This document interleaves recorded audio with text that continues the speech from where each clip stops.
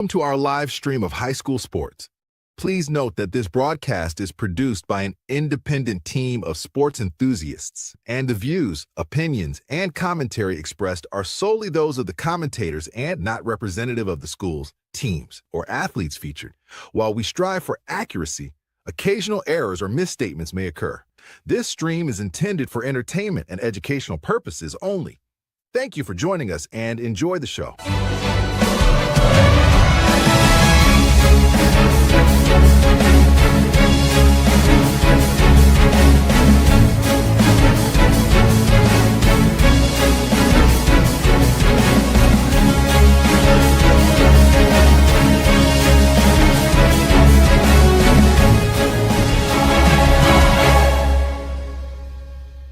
Yeah, come on, let's go. Hey, you ain't never seen nothing like this. Ain't no telling how it might get. It's the hypest right here. High school sports at its finest. So many highlights, you have to rewind it. Hey, Stream City, let me just remind you. The heart of a lion, a team full of fighters. So many stars on the field, it'll blind you. They're giving everything they got till the time's up. Yeah, legends in the making. History is made. We just getting started. You ain't seen a thing.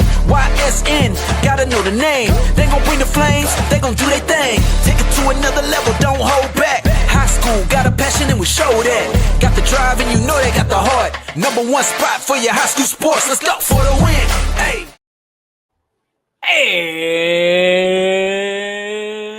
And welcome in, ladies and gentlemen. It is a Thursday right here on YSN Live. DJ Yoakley, Anthony Hartwig. You may know him as Ronnie. Also an 8-time best-selling author. Grammy Emmy Award winner. World traveler. Nobel Peace Prize nominee, Anthony Ronald Hartwig. Still waiting on that Nobel Peace Prize announcement. Where it's coming. I think it's coming soon. I might make a trip to Stockholm one of these days and accept it. We're all on pins and needles to see if that one cashes in, Ant, because that's the one, right? That's the one. That's the one you want, man. Everything else means nothing. If you get a Peace Prize, you've made it. I mean, I consider you a man of peace. Like, if the rest of, although I will say this, Ronnie, you're getting a little bit more aggressive in your old age, and I appreciate it. I love it. I love it. You got the daggers out. I mean, you can. I can sling them. Don't push me. Don't push me. I mean, no, don't push Ronnie. Don't push Ronnie around. There's only one person in this world that can push Ronnie around, and that is Carla Hartwig. Yes, absolutely. Did you get the car back? DJ Yoakley. Not yet. Not yet. We haven't even gotten like the call back to say like this is how much the damage is, or we're still waiting on kind of that. We're in a holding pattern right now. That young buck that ran into you, he better be calling the general. 1-800 General now. Woo. Not a sponsor yet. It is a Thursday edition. Man, I got lost there for a second. It's a Thursday edition of YSN Live, and we got a couple awesome guests that we're waiting for here in about 10 minutes. Rocco Zabel and our buddy Vince Gentile going to show up from Cardinal Mooney. They got a big game tomorrow against Garrettsville Garfield. We're excited to have these guys on the show. We're going to have them together. They said they got a good story to tell. We're going to hear from them. I'm excited. Vince Gentile, listen, if Derpy's out there anywhere, I want him to tune in because the trash talk that Derpy had against this young man, boy, oof. Derp, come on, man. And he let it fly. No shame, public comment. It wasn't a direct message. It wasn't a private message. It was no shame at all. Derp's bringing the daggers. First off, I want to tell you, Rocco Zabel is one of the best football players in this area, one of the most underrated football players in this area. Always have to know where he is on the field. But for what Vince Gentile has been able to do as QB1 for this Cardinal team this year, you can't do anything but tip your cap and say, wow, it's been an incredible year for the Cardinals, especially what they've been going through from a standpoint of expectations, right? Because right now, they're the number one. They've been for quite some time, I believe, the number one team in the region, whether it's been official or not. They've been able to prove it in the pudding, each and every week. And that win, a convincing win over South Range last Friday, if you're not scratching your head wondering if Mooney is the real deal and if this team can win a state championship, perhaps, you're not asking the right questions. You're not asking the right questions. It seems like the team really kind of flipped the switch after that tough loss to Steubenville that we saw on the road against the Big Red, who are still alive in the playoffs as well. So that's a quality team. But once that happened, it felt like this Mooney team turned the corner a little bit. And from that point on, it's been, everyone in the rearview mirror for Mooney. And it's fun to watch a program make that shift and that turn the corner during a season and be able to just kind of, put their foot in the ground and make a run like they have. We were wondering the rest versus rust debate that we had all of the last 2 weeks. Mooney was the one with the longest bit of rest, right? They played South Range.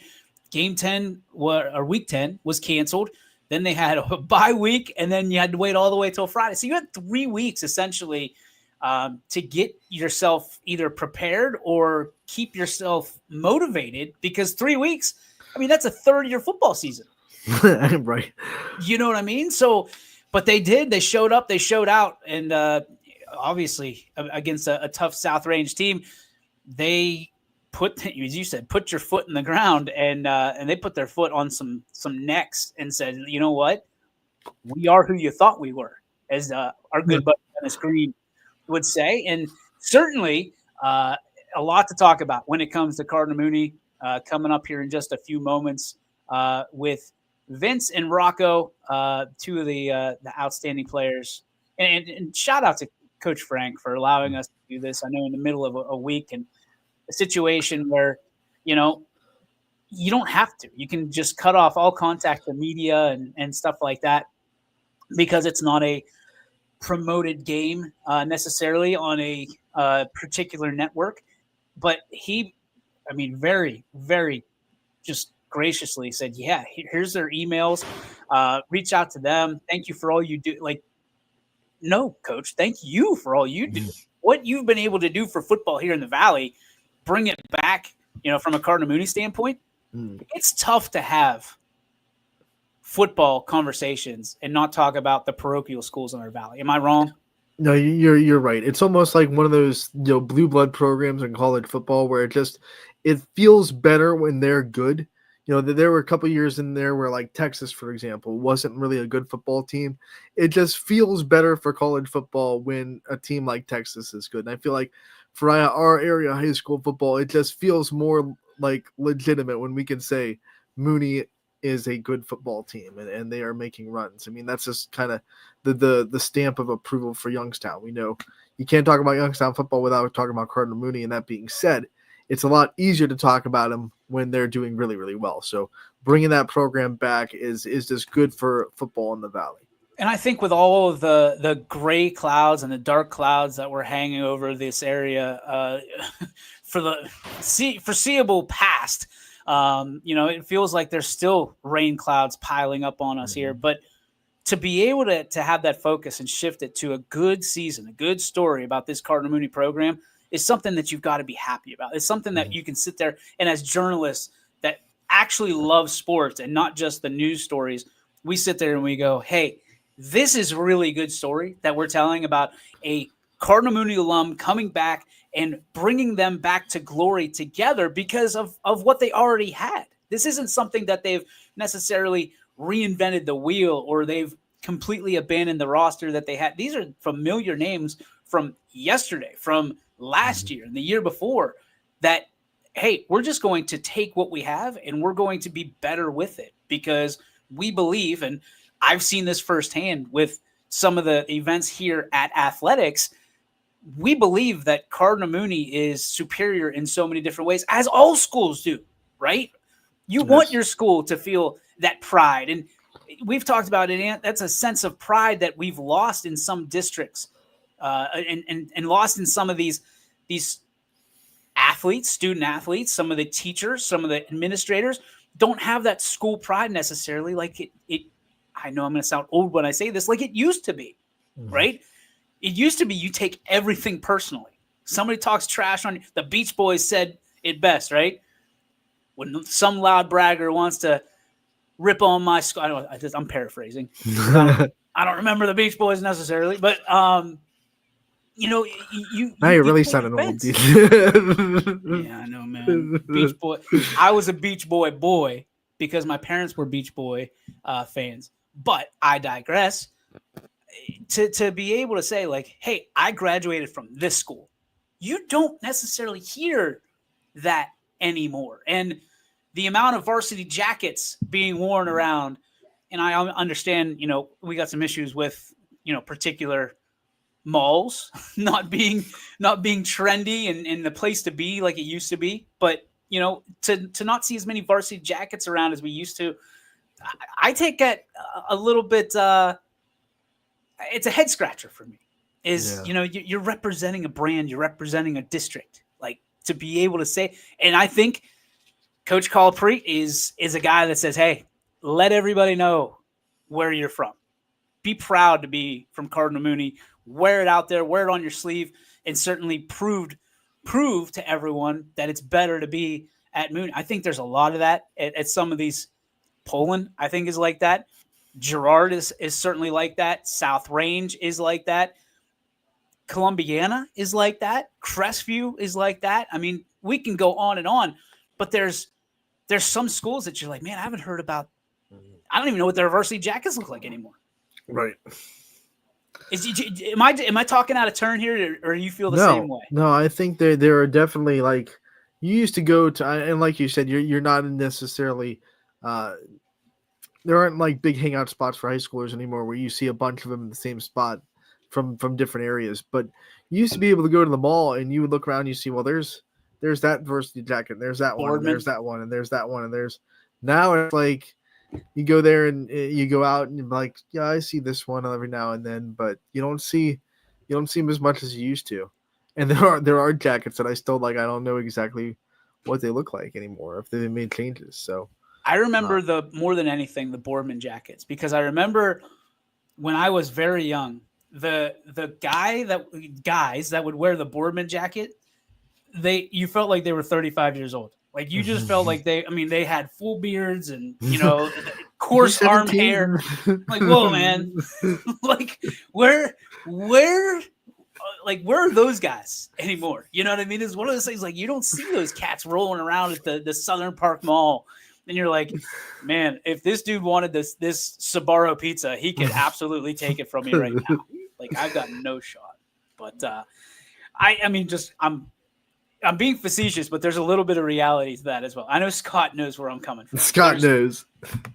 Because a lot of those kids are like people my age, they could be your children. And you're like, you don't see your children in that necessarily, but they were like that. I swear to God, there were those grown Italian boys, 17 years old, wearing those Boardman jackets they had the skull and crossbones on it. And you're like, I don't know about that. I don't think I could cut it at Boardman. But we have two gentlemen we previewed on this show that we want to talk to right now. They just popped in. Two guys that have been a big reason for this resurgence of Cardinal Mooney. Ladies and gentlemen, please give it up for Vince and Rocco. Gentlemen, how are we? Pretty good. How are you? Vince Gentile and, of course, Rocco Zabel. Vince, we'll start with you because you were the one that kind of agreed to all of this and dragged Rocco with you. Yeah. What has this season been like for you guys? Obviously, a new head ball coach and Coach Frank, the ability to take Mooney back to the prestigious kind of category that it's been in for so long, to bring Mooney football back and to be the number one team in the region. What has this ride been like in 2025? Obviously special, you know, just from 3-8 last year, switching the whole, like, the Mooney traditions back, it feels like. And just, like, being that powerhouse that people don't want to play. And just, it's like, it feels sweet, like surreal almost. I was talking about this before you guys came on. That Steubenville game really seemed like a turning point of your season.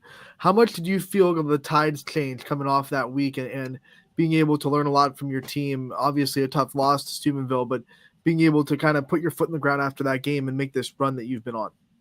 Yeah, it was almost like that when Ohio State lost last year to Michigan, and they just like were like, switch. yeah, we're just like sick of losing, and just really turned it on, and just like you could tell from practices from there on out, it's like everybody's locked in. There's no messing around. Coach Colpre doesn't let it if there is, and it's very disciplined.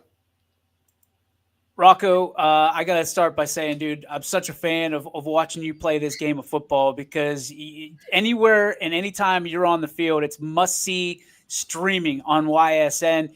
But you don't get – absolutely, dude. Thank you for everything you've done for the game. But I got to tell you, man, I don't think you get necessarily any bit of the love that you deserve for how you play the game.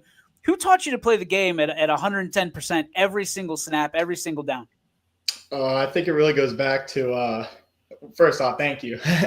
And I think it goes back to when I was younger, Coach Kohler for the Saints really pushed me to be this player that I feel like I am today. And my dad really pushed me back then too. And I feel like it just carried on. Vince, being QB1 anywhere brings some pressure, but then when you add to the fact that you're QB1 for a program like Cardinal Mooney, it just kind of culminates that. Do you feel it ever? And if you do, how do you kind of balance it and deal with it? Obviously, it's like Cardinal Mooney, the big school, but just like the pressure, you have to like look through it and just like ignore it almost because you can't let it get to your head. Like highs and lows, there's always going to be like a love and then there's going to be hate too that everybody's going to do, but just ignore it really. All right, hang on, Vince. I gotta switch around this chair because we're gonna have some real talk here on YSN. Brother, I gotta tell you, man, I've never seen as many haters as the ones that you have out there for not just how you play the position, but people telling me and telling everybody. I mean, these are public comments. Hey, he's not the reason for the success. And Rocco, I want to start with you. Talk about your QB and how he's been able to handle all of kind of the haters out there, how he's performed this year for this team, and why he is the best man for the job at QB1 right now. I think Vince really through the ups and downs keeps us like as a team. He's like that backbone. He's like if someone needs him, he's there for him, and like just there through the ups and downs. Like when we were losing to Steubenville, he was there. Come on, guys. Come on. We got this. Let's go. But, like, even through the ups, he's right there. Got you guys back.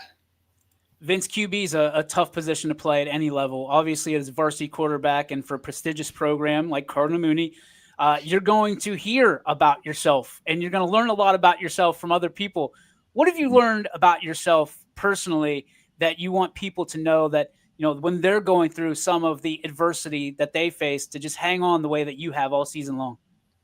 It's like, be yourself all the time. Just like don't let what people say dictate what you're gonna do that day or like who you really want to be. Just like stay level the whole time and don't go down in the slumps and don't get too high and get a big ego. I want to talk about this last game, the South Range game that got you into week 13. Obviously, the first time you guys played South Range, it was much closer. You had to kind of get that pick six to kind of seal the deal. This time around, you guys emphatically won. How much of a statement did you guys want to make going into this playoff game and say like, hey, we are the number one seed, and if you don't respect that, you're gonna pay for it? I feel like it was like a big statement. Like the statement that we wanted to bring was like, hey, we had a down week and we were missing a couple guys, but we practiced to the best we could practice all week. Came back and we handled what needed to be handled. There's a lot of conversation about the rest versus rust, and you guys were out essentially for 3 weeks between games. What was it like for you? I mean, were you antsy at any point to get back onto the field and to hit somebody in a different color uniform? Oh, yeah. It, yeah. I feel like maybe we came out a little bit slow, but I think we shook it right off and we got right into it. And coming out that second half, I feel like we, as a team, really showed what we were practicing all that time and ready to hit someone. You know what I mean? Like that time off. What was the moment maybe this year that you guys realized that, hey, we could be every bit as good as we think we could be when we started this season? Yeah. Honestly, that first quarter Lake Catholic when Ike, he just like kept breaking them. And then like we just kept scoring, and it was just like, wow, we may like really be back. And then we went and played, who was week 2? VSJ. 20-27. That was a fun game, and like it was like came down to the last drive. And obviously VSJ, I don't think they've lost since we've played them, and they play Canfield this week, obviously. But and then that Canfield loss, like, and then Steubenville, and it was like 2-2, and like we came back week 5 and we won again, and it was like, okay, like we go from here and just Like, we got something special here. We can really do something. You know, football more than any other sport is a brotherhood in that locker room. You guys not only fight for each other, but, you know, you physically push your bodies to the limits for each other. Talk about the locker room and what makes this Mooney program so special, and what makes your brotherhood with this team so special. We really got a brotherhood. I mean, we do everything together. We push each other in the weight room, on the field. Like we have dinners after every practice with the team, just like building that brotherhood up. We think team bonding's like one of the best things we got here at Mooney. Vince, you mentioned in kind of our back and forth today that you have a very special story about you and Rocco that you wanted to share, and kind of how things kind of transpired. I'll give you the floor, man. Yeah. So last year it was kind of like a joke, and it was like captain to captain. Like we would almost call it, we call each other Cap. Mm-hmm. And then it just like kind of like really came into the picture. Like we have to be that. Like he's the middle linebacker, like the big mouth of the defense, and then I'm the starting quarterback. So it's like we almost have to be closer than everybody else. Like just be on the same page at all times. Like he leads the defense, I lead the offense. Just like that, like real brother. Like have to be. We feed off each other's energy. Like when we're out there and like say Vince throws a touchdown pass, I'm right there on the sideline. Yeah, Vince. And then like I get a big hit. He's right down the side. Yeah, Rocker. It's just that family, that brotherhood.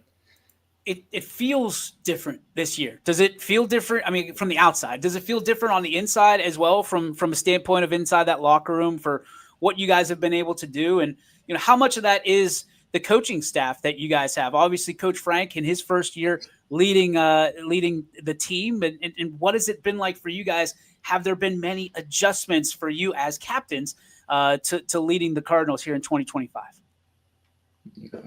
Yeah, I feel like there's a lot of adjustments. Brought in a lot of new faces, a lot of people that we didn't know, but like everything just turned around. And like now 1 year, brought in like Coach Zordich, a real fun guy. Dog. Love him.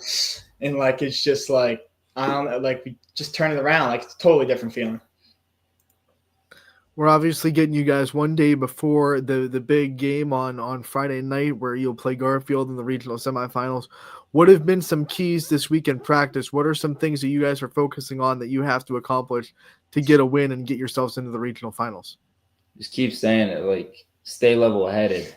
Obviously, like just almost come with the mentality of us being underdogs, even though we're not. But like just think that there's always a possibility of like them coming out firing, and like, but just like respect your opponent to the point where it's like you almost are the underdog, and it's like just fire off of that.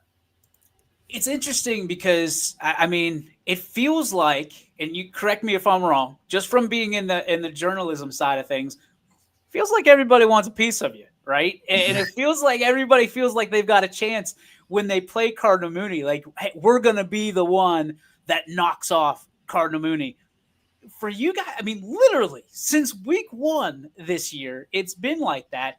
How do you guys deal with that internally? How do you deal with it personally? I mean, I guess question for both of you, but Rock, we'll start with you. I feel like being Mooney, we're going to get everyone's best game. Like everyone's going to want to play the best against us. And I feel like we handled it great just by firing off the ball every play and just, getting done what needs to be done. Vince, same question. Yeah, just like almost motivation. Everybody thinks Mooney's like, just because our past like 5 years, like we're not like the old Mooney, but it's just like we keep proving them wrong. Obviously 8-2 can speak for itself, but you just can't be satisfied with just motivation. I think I ask every Mooney athlete this that we interview. You go into that gym and you see all the banners. I think they're running out of room on the wall for banners at this point. What's it like to kind of see that and know that you guys have a chance to add a banner to that wall? Just more and more motivation. just seeing those up there walking into that gym every day, just saying, hey, we might have the chance to do something like that. Yeah. Personally, for you guys, what's next for you? I mean, obviously we know you're captains. Like, how do the relationships that you're building now help you guys out in the real world, so to speak?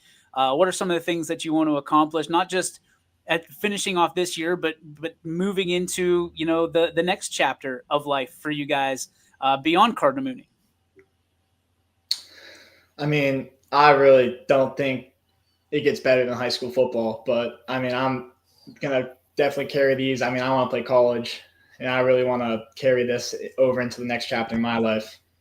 I mean, we still got next year, you know, got to. Sure. Yeah. Don't put the cart before the horse. Yeah. We always joke, like, go play college ball together and dorm together and like stay together as each other or with each other. But like, that would definitely be cool. Go play college ball somewhere with Rocco. Have you guys always been this close?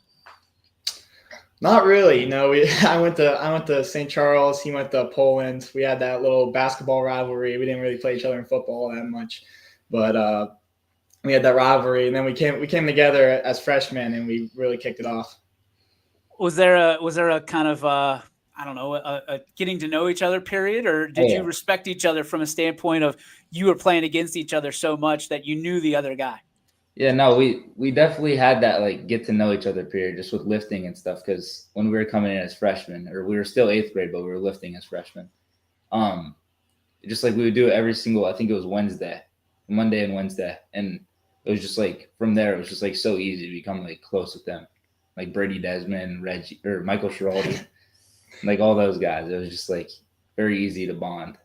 Mikey Schiraldi getting a shout out. I like hearing that. Old Dennis Schiraldi's going to be all jacked up.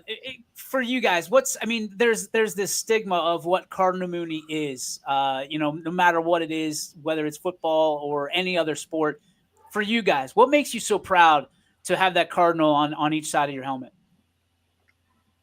Just like that old tradition. I'm so proud of Cardinal Mooney. My entire family went to Cardinal Mooney. It's just proud to be carrying on that legacy. Yeah, my aunt went to Mooney, but I've had family members pass, and it's just like I'm the only person that has recently been to Mooney, but it's special. Just the Cardinal, I don't know, it just means so much for something so little. All right, can we get off the football train here for a minute and talk about you guys personally? What are some of the things that you guys want to do? I mean, what do you want to be when you grow up? I guess is the easiest question to start. Vince, we'll start with you. Honestly, physical therapist. I'm in a class, biomedical program, and it's just like it keeps building my interest and stuff like that. So like physical therapy, something in the medical program or something like that. Rock? My dad owns a company. I think I'm just gonna take that one over. Obviously, let's go. I love it. So are you gonna get some business administration stuff going? All right, I can appreciate it. That'll make Dad happy. That'll make Dad real happy. All right, so we've got what you want to be when you grow up. Who are the people that you look up to most in your life? Who are the biggest influencers for each of you? Rock, we'll go with you first this time. All right, this is going to, obviously my parents, but this is going to sound like a little weird being a linebacker, but Tim Tebow. Attaboy! Tim Tebow. I thought you were going to say a kicker or something. I was getting nervous there for a minute. Vince, how about you? My grandpa definitely as like the person that's in my life. Just he's like the best guy ever. He always does anything that I ever need. But like sports aspect and like famous person, Baker Mayfield. I just love how he plays with energy. He's got that attitude just like you, huh? Yeah. got that dog in him. Yeah. All right, from a standpoint of, let's say, leadership, where do you get your leadership traits from? Because you both have different styles of leadership, not only in the huddle, but I'm assuming in the locker room as well.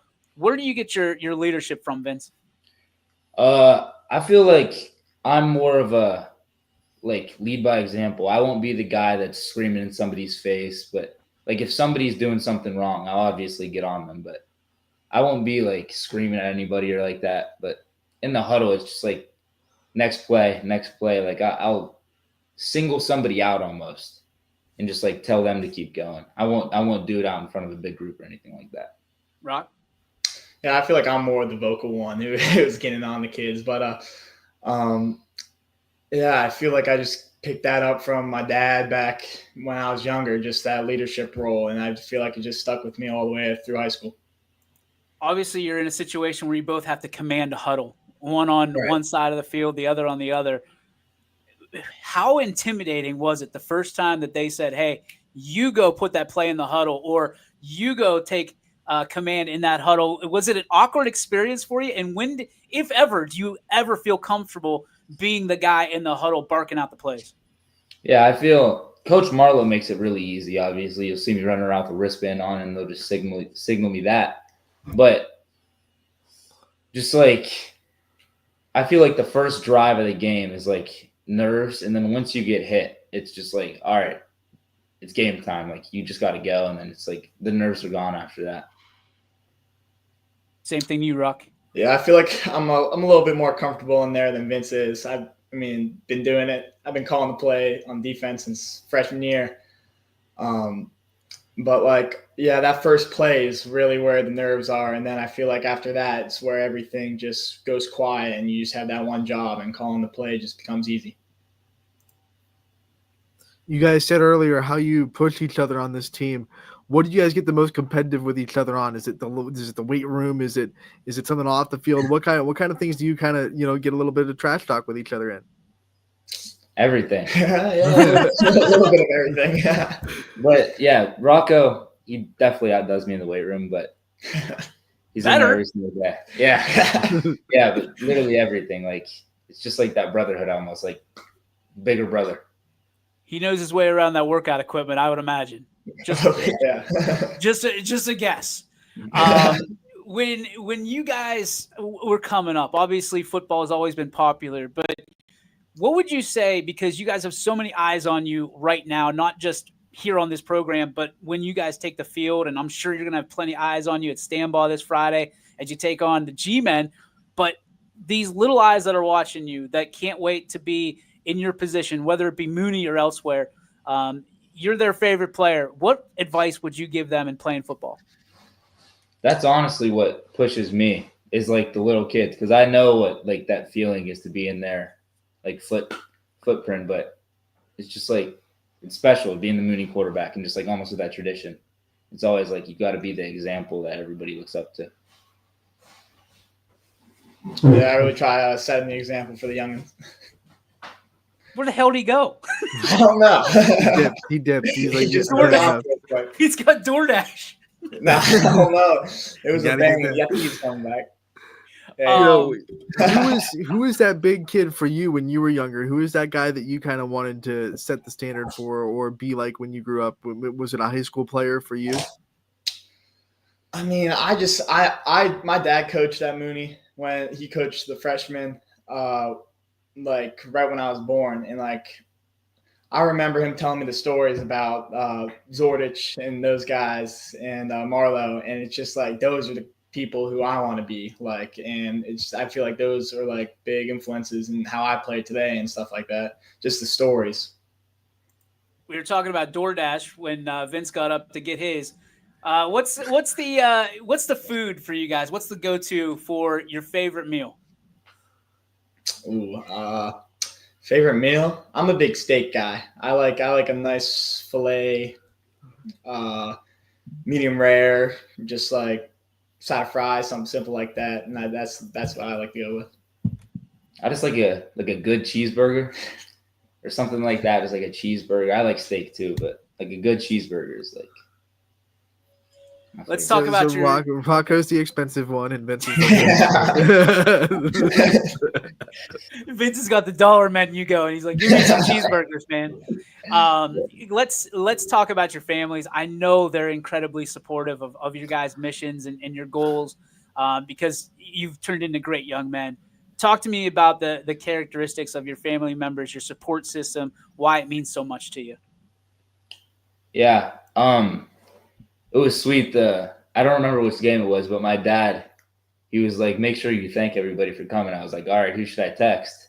And he was like, well, there was like 33 people from our family at our game, and you'll be able to see them. They'll have the Gentile 12 on their back and stuff like that. And it's just like just little stuff like that. It's just like super sweet knowing that I literally have a whole like bus full of people coming for me every single game. Yeah, I mean, I feel like for me, I know some of the people on their team make fun of me for like Dewey and them. There's like, they call it the Rocco Zabel fan club. There's like a bunch of, my brother brings all of his little friends and they all come to watch. And a lot of my family comes, and it just like, that means a lot to me and all those people who come out to support us. Guys, we can't appreciate you enough for stopping by, especially on short notice. Thank you so much for responding. Thank you for all that you've done for the game. Thank you for all you've done to Cardinal Mooney. Thanks for being so much fun to watch and so much fun to talk to. I know those little eyes are watching you and on hanging on every word. You guys are great role models, and we appreciate you being part of YSN, especially here today. Thank you. Thank you. Thank you. You got it. Ladies and gentlemen, Rocco Zabel and Vince Gentile from Cardinal Mooney. Thanks, boys. Yep. Thank See ya. you. See ya. Awesome kids. Awesome guys. Unbelievable. They're going to be great role models and continue to be. I mean, how cool would it be if they got to play together at the next level? The next level. We're a package deal. Hey, Wes Minnie, start knocking on that door. Listen, Tighten I up. think Let's go. you might be looking at a couple D1 guys. Just saying. Just saying. That might be more of the dun, dun, dun, dun, dun, dun, dun, dun. Especially if they, get some eyes on them this year by going out and winning a state title. That puts some eyes on you for the nation and the coaches that kind of look at those state championships. So if you're able to do that, you're going to get a lot of eyes on you. A lot of eyes on you. Just saying, they play in a college stadium. There's some suites up there. You can probably hang out and not get noticed, and you can peek on down and see what's going on the field.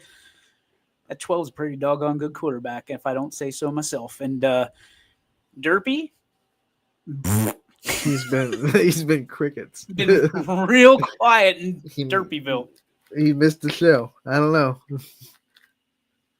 All right, we have some games to talk about, Ant, because we do not have a show tomorrow.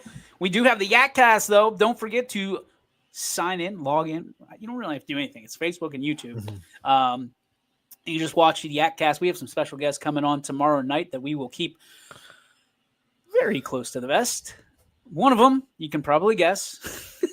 He's a return guest each and every week. He's going to have some fun. He has a very special guest coming to his home to be on the YakCast. That's scary. Oh, no. So I'm jazzed up for tomorrow night, 6:45. The YakCast will begin. Myself, Mike Ackelson, Anthony Hartwig will be running the 1s and 2s.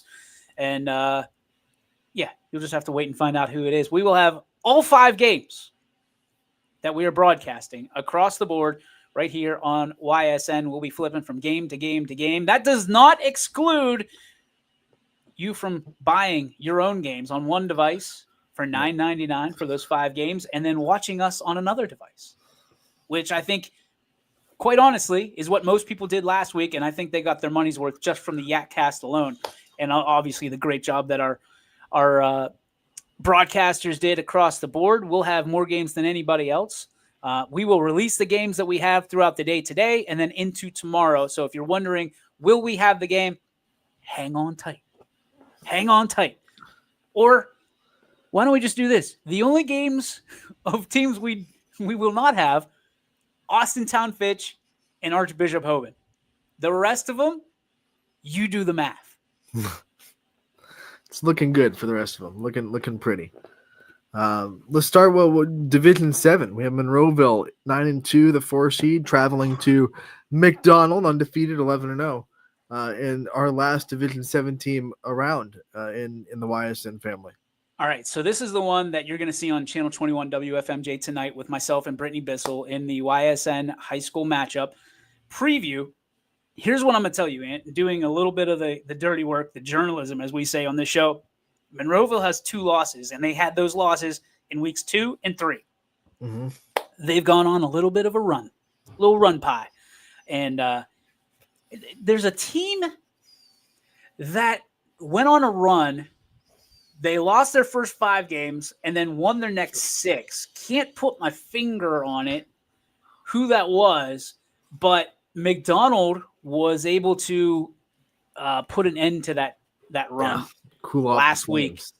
pretty emphatically. And, like JFK, obviously, who we were discussing, very special team with a lot of weapons. I don't think in this broadcaster and this sportscaster's opinion that Monroeville has as many weapons as JFK had last week.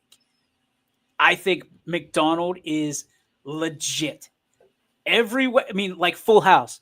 Everywhere you look, everywhere there's a running back, there's a receiver, a skill player to hold on to. I mean, everywhere. And then they got the big boys up front. My big dude, Amari, up front. He's moving mountains, ladies and gentlemen.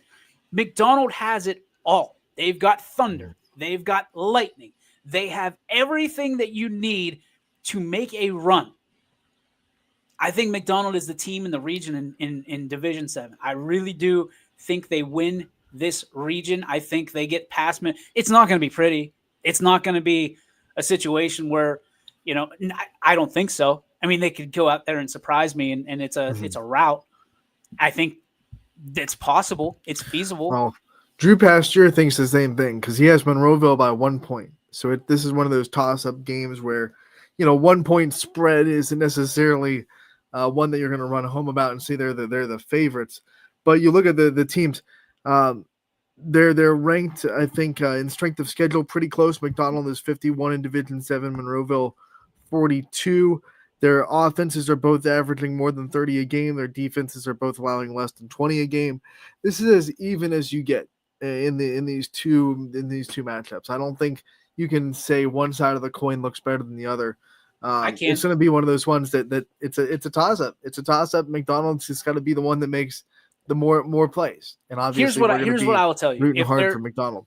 If there is a similarity in their schedule and the toughness of their schedule, right, that people are comparing, I'll take McDonald because I think McDonald was, without a doubt, the kings of the MVAC, right? That's 100% certain. It's been proven, but it's also a situation where I think McDonald could have competed in a different league and maybe had their hand in that pile too, if we're being honest. So I'm not going to say what league, but I will say that it was a very competitive league.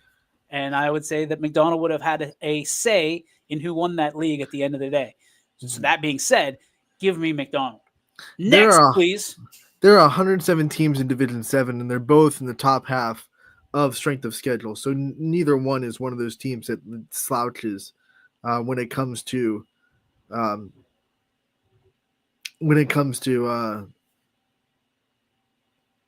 of scroll schedule. too far.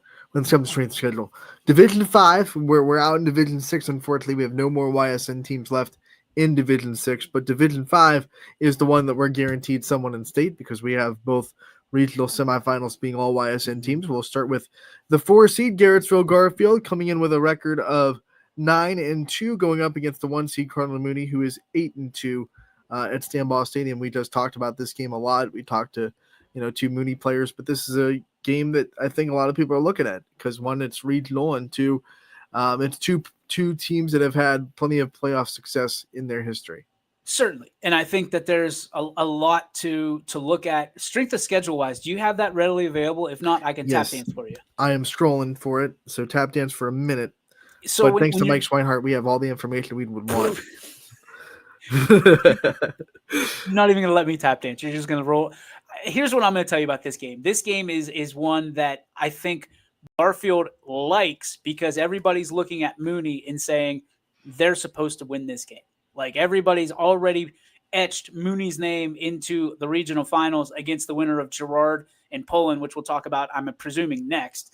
Coach Mosier and the G-men, they're playing with house money, have to be feeling that way this week. And is there anybody more dangerous than a Garrettsville Garfield team that is the most balanced team that we've seen in the entire Mosier era that can walk into a stadium at Stambaugh Stadium and say, okay, boys, guess what? We can play all the tricks we want. And if we lose, that's what everybody expected. Nobody believes you outside of this locker room. Go out and prove the world wrong. It's Garrettsville against the world, essentially. Mm-hmm. That's where I think it is. But talk to me about strength of schedule, because I'm really interested to see the disparity in this one. Out of 106 teams in Division 5, Mooney is ranked number 1 in strength of schedule. Numero uno. Garfield is... Sorry. Okay.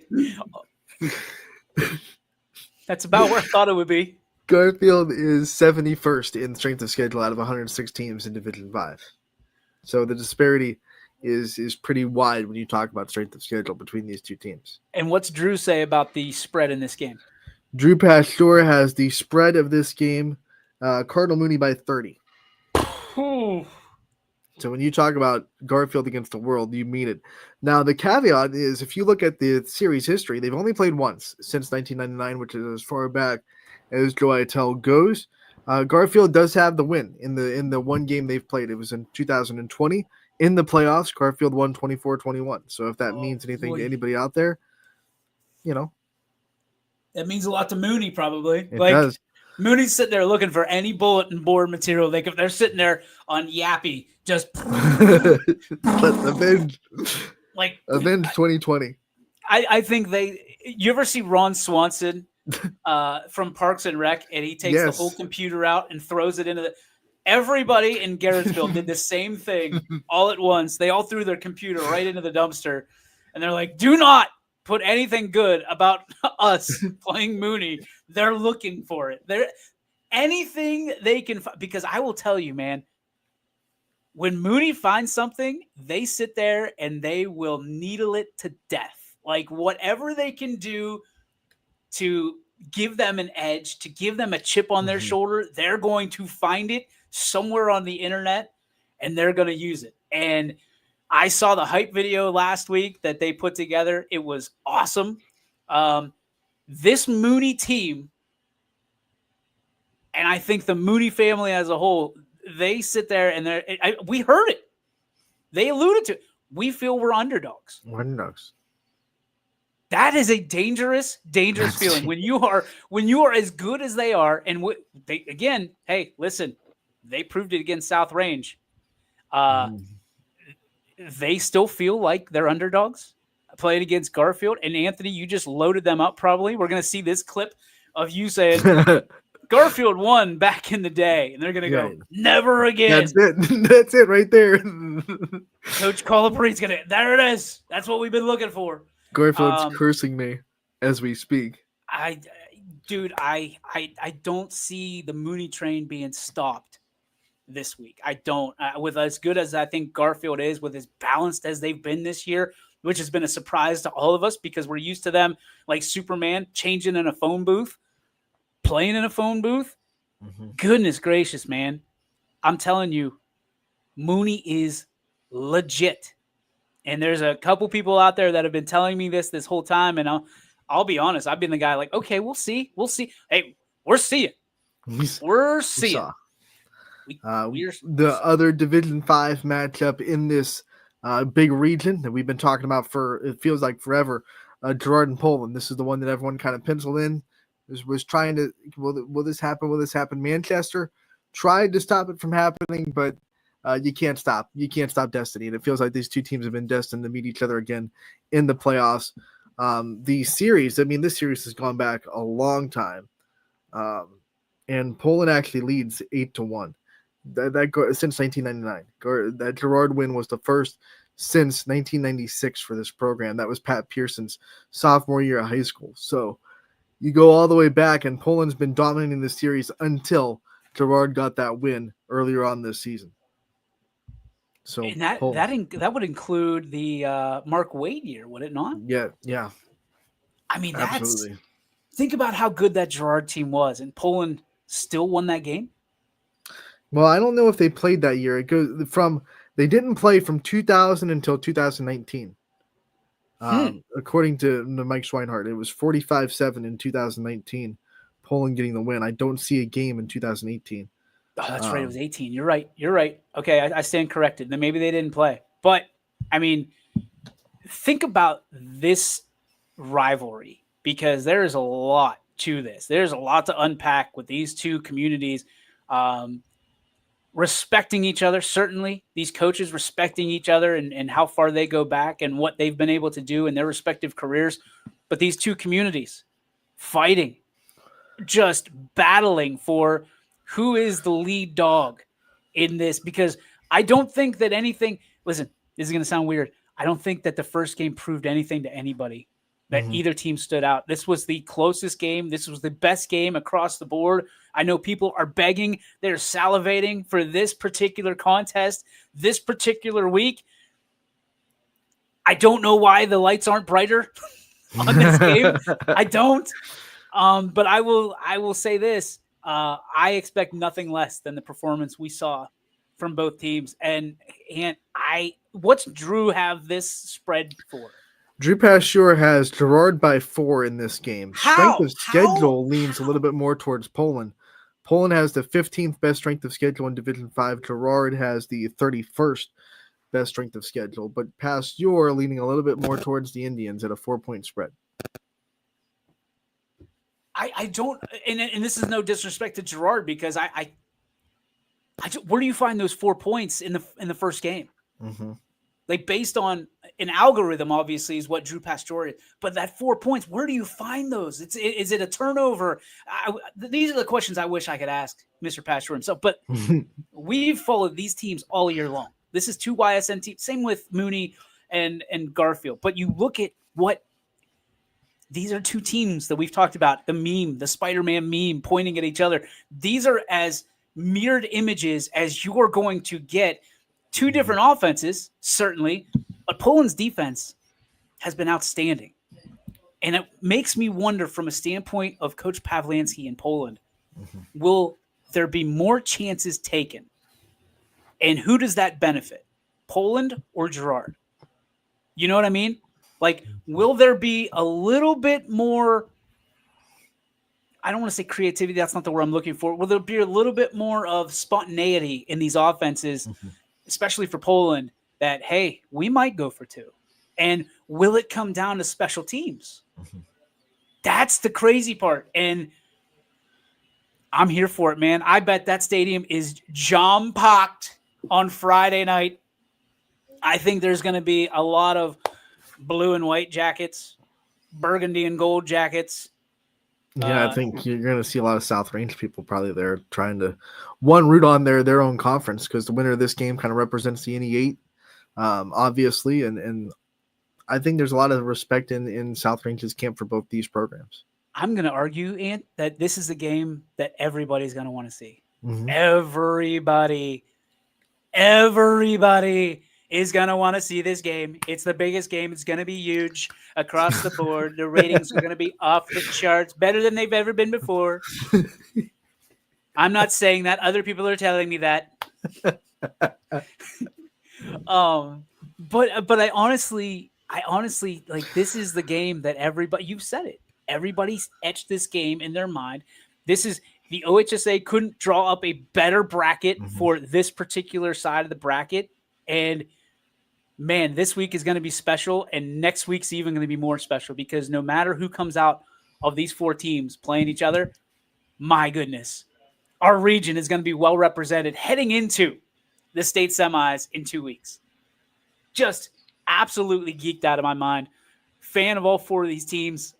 I don't even want to predict anybody to win or lose. I just hope that everybody has a good time and everybody watches can appreciate the great football that we're about to see tomorrow night. We'll go. Do you want to go to Division 4? Do you want to keep going? Yeah, why not? Perry versus West Branch, all YSN matchup. Look at this game. No common opponents this year, but they have a series history. West Branch actually leads at 1-0. West Branch won in 2021, 35-19 to beat Perry out of the playoffs. That was in the regional semifinals where this game is. Strength of schedule-wise, Perry's 13 in Division 4 out of 105 teams. West Branch is 38th in Division 4 out of 105 teams. Drew Pasteur has Perry by 4 in this game. See that. You can see me squirming around my seat a little bit because I don't necessarily like that. Perry has overcome a lot this year. Mm-hmm. A lot. Perry also, going back a couple years, the Division 5 state champion. Mm-hmm. Division 4, they're home now, obviously, where they're fighting and to maintain in these playoffs. Timmy Cooper is, and I think I've said this, he is the wild card of every single scenario, every single matchup. He is able, and he is a branch off of the Andy Hake tree.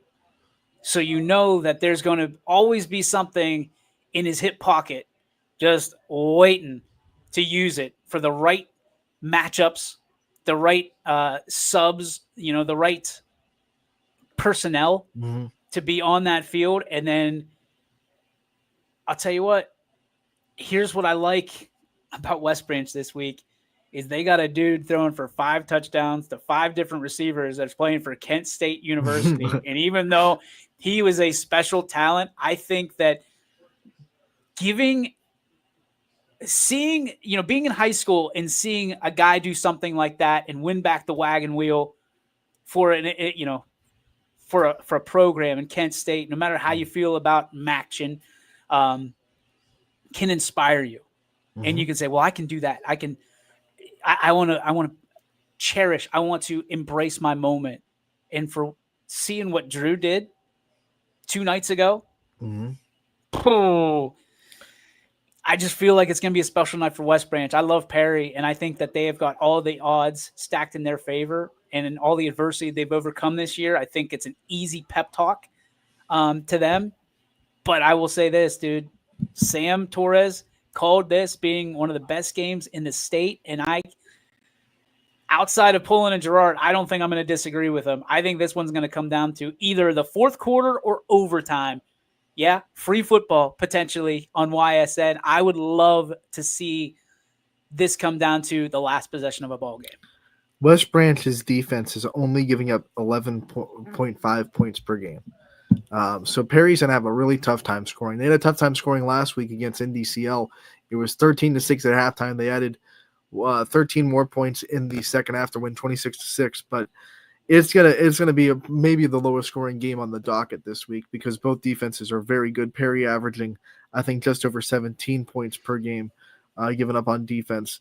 Both offenses obviously have been able to take advantage of some teams that they play that aren't on their level. I mean, they both average more than 38. More than 36. Perry's sitting at 36.9. West Branch is 39.5. So both offenses can score, but the defenses, I think, are the story of this game. Watch this turn into like a 38-35 game. There's just an absolute shootout. Yep. And just the offense is running wild. Do we – hang on one second.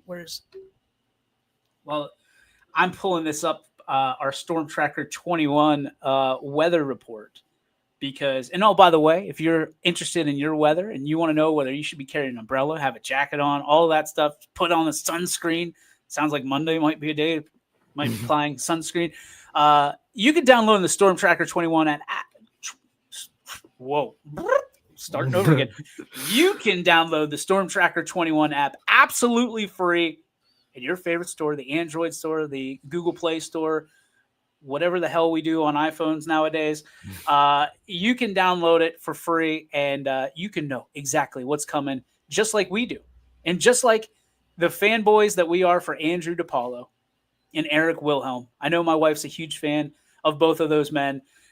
So she's got the Storm Tracker 21 app. Don't you kid yourself. All right, so tomorrow it looks like, stand still, we're in for 53 degrees, 51 degrees is the high, at least in Columbiana. I'm assuming this is going to be very similar all across the area. Low of 36, 0% chance of precipitation. So guess what? That pigskin's going to be flying across these gridirons all over. It's warmed up a little bit since Monday. I think almost 20-degree increase since Monday's high of like 35. So it's warming up a little bit for Friday, and that's good news for all the people that don't like playing in the cold. Hey, Napoleon, I can throw pigskin over them in their mountains. We're going to see that tomorrow night. Going to see that tomorrow night. All right, D4. Last game we have on the network tomorrow is D3 in Canfield, taking on Villa Anna St. Joe's. Isn't it Villa Angela? Villa Angela St. Joe's. Sorry. It's easier to just say VASJ. VASJ, man. You look at this game, strength of schedule wise, Canfield's number 10 in Division 3 out of 107 teams. VASJ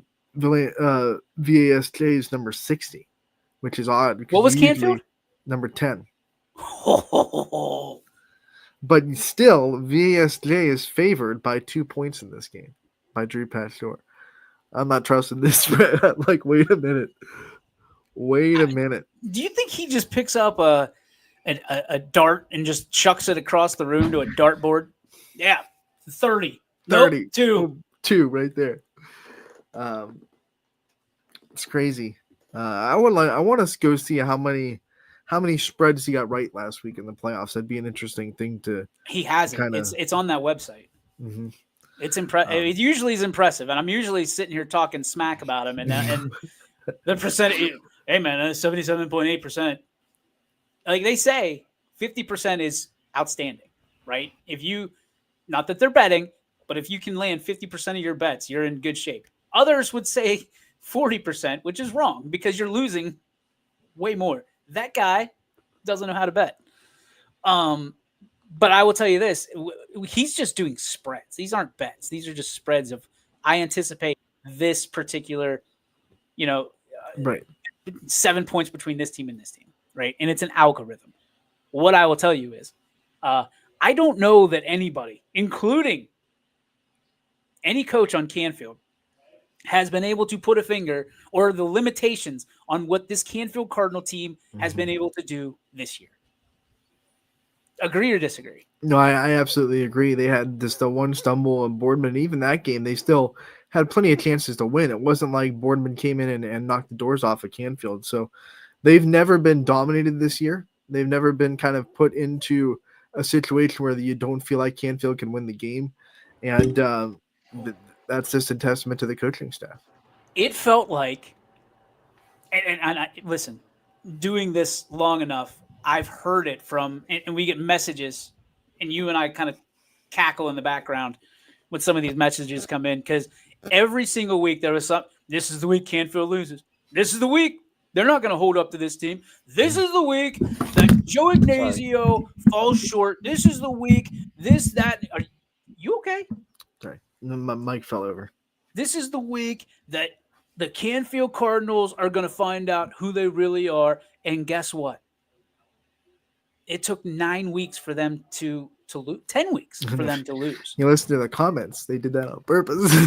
Oh yeah, and then the best one is when they lose to Boardman, when everybody's like, "Well, geez, they're gonna go undefeated," and then Boardman beats Canfield. People are like, I told you, this is the team." Let me tell you something. Nobody knows better than the guys in that locker room, better than Joe Ignazio, what team this team is capable of beating. Because. Hey, listen, you're talking about 3 years ago. This team was a state champion. And now you've got a team that's the number 1 team in the region. And VASJ is coming up, and Canfield's the number 10 strength of schedule. Like, out of every team in Division 3, Ant.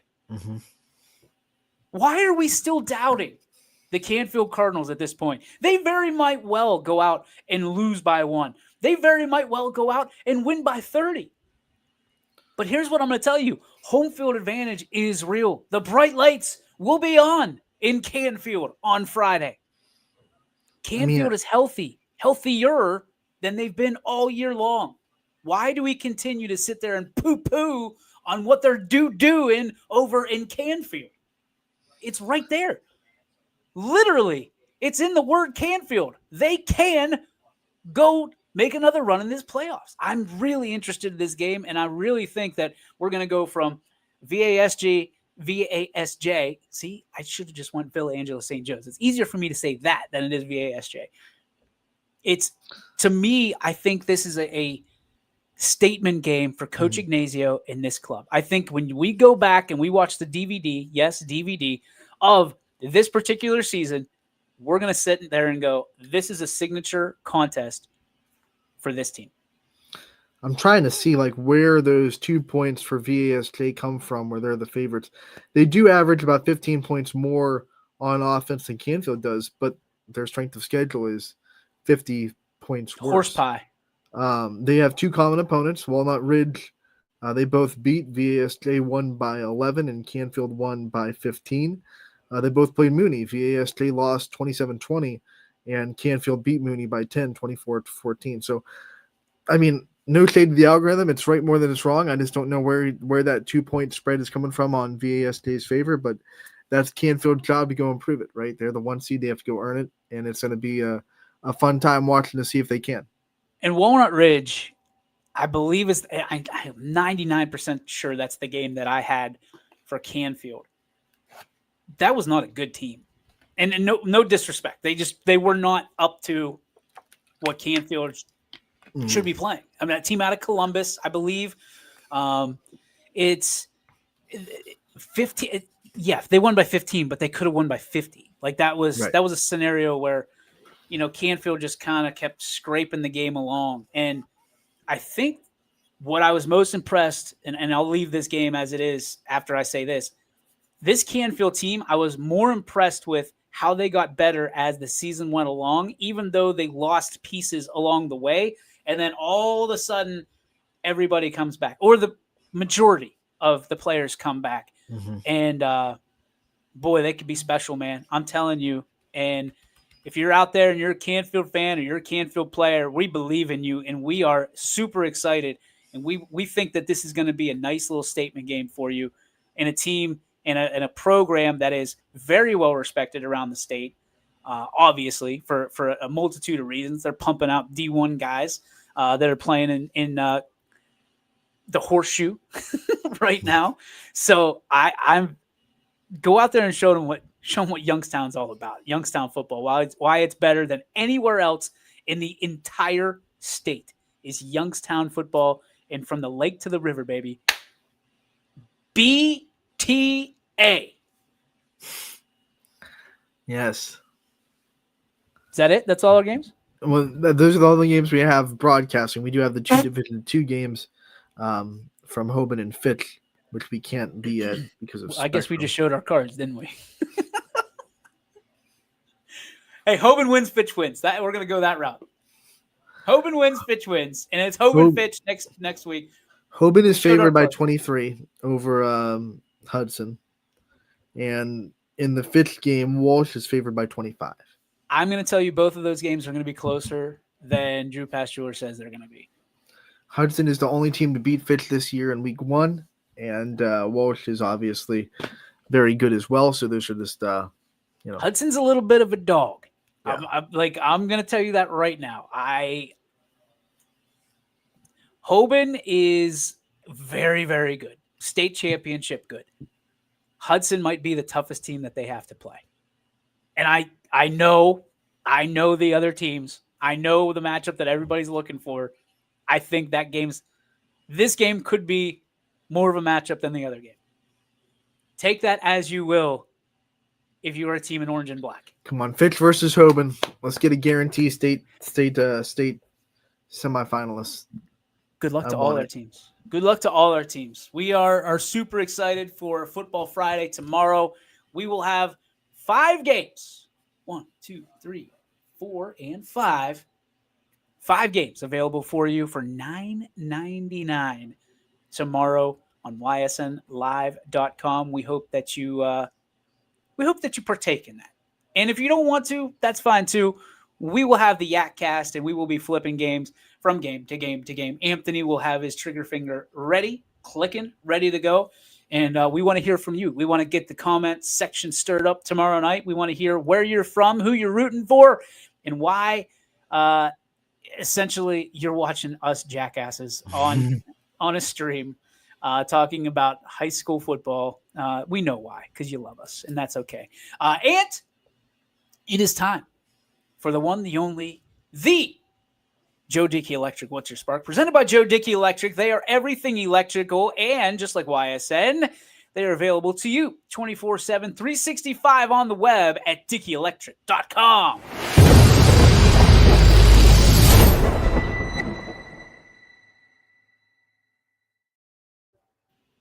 Antonio Ronaldo Hartwiga, what is your spark?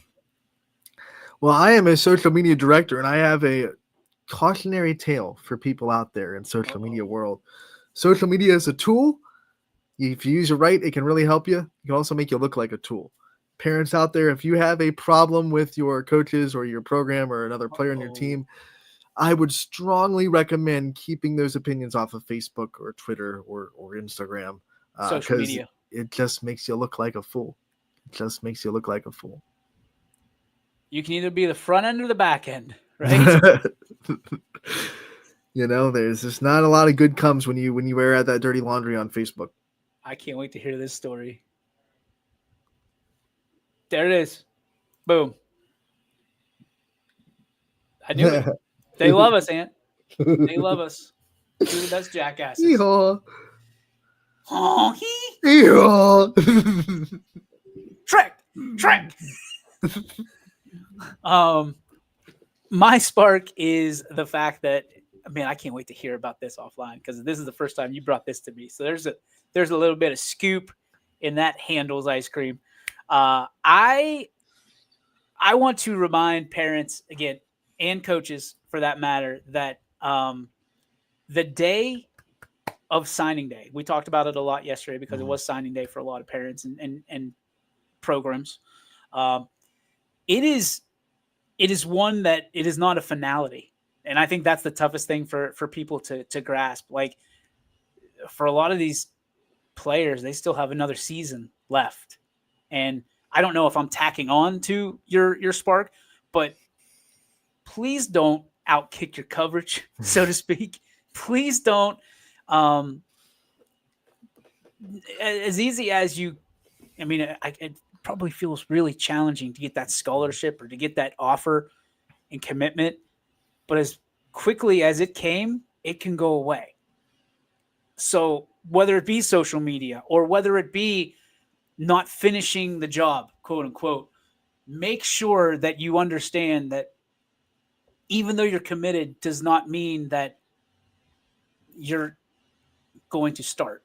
You're going to, because you can say things, do things, and show things, prove things that basically you're on the outside looking in different scenarios. And what I'm saying is keep working.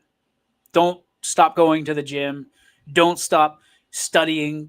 It's not a final destination by any means. In fact, it is just the beginning of another journey that you're going to be on. That is indeed a roller coaster that you're going to have to maneuver your way around. And some of us just aren't tall enough to ride that roller coaster. So just be prepared for the anxiety, the stress to continue and not to stop. This is not you can get off the ride now. This is, hey, you just got back in line for another roller coaster. So good luck to all of you, but please keep that in the back of your mind that just because you signed on that line does not mean that the time is over to keep acting like a role model, a leader, and everything that you've been up to this point to get you those opportunities that you have in store for yourself. So congratulations nonetheless, but be mindful that this is just the beginning of something else and something hopefully greater for you and your family and your community. So that is the Joe Dickey Electric What's Your Spark, presented by Joe Dickey Electric. They are everything electrical, and certainly you can reach out to them at DickeyElectric.com. Anthony, we've done it again. We made it through another week. We made it through another show. Thank you. Over 100 viewers somehow. Gosh, you guys need a hobby.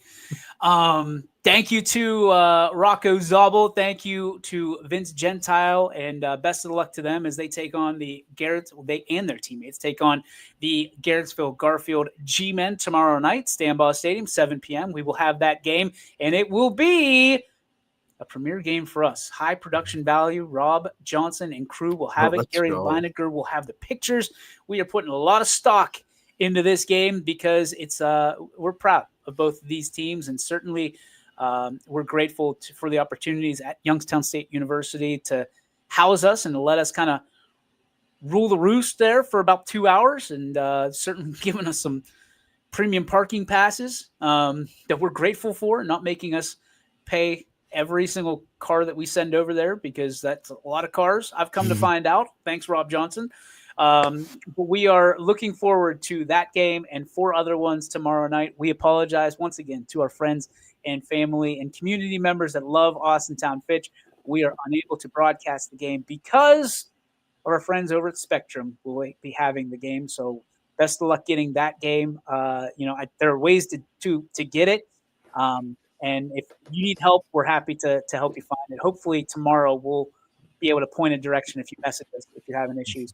And to our friends at Hoban, good luck tomorrow as well, as another Spectrum game is taken off of our lap and put into the Spectrum stratosphere. So like I didn't say realm, I said stratosphere. Stop yourself. You wanted to. I did. I'll leave realms up to you and Ty and Thor. But looking forward to tomorrow nonetheless. We hope all of you are able to go out and support these student athletes wherever you are. And if you're not even from here, utilize the YakCast. Go out and support high school football or wherever you are. Support local athletes, because they're the heartbeat of our great country, and certainly the reason that it keeps on moving. They are the future, and boy golly, they are the present. For Anthony Ronald Hartwig, my name is DJ Yokley. We will probably be better tomorrow on the YakCast. No promises, but certainly we are excited to forever and always be your home for live, loyal, and local sports, and heroes are always welcome here at YSN. Ant, may the sports be with you. And you, my friend. YSN thanks you for watching this presentation of Your Sports Network. For stories, stats, and more, go to ysnlive.com.